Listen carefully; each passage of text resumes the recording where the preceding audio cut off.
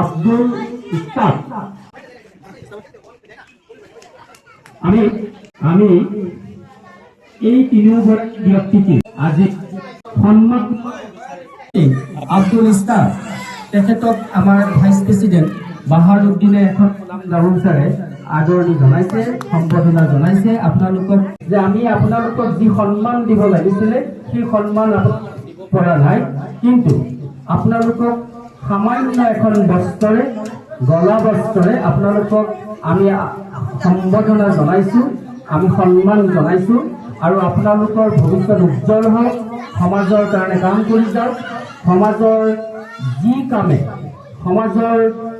আপোনালোকৰ যি কামে সমাজৰ ভাল কৰে, সমাজৰ কাৰণে আপোনালোকৰ প্ৰক্ৰিয়াটো ভগৱানে আপোনালোকক সহায় কৰিম।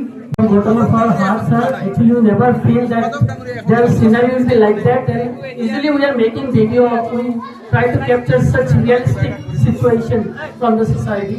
For that I am to be honored here, and thank you so much, sir. Thank you so much.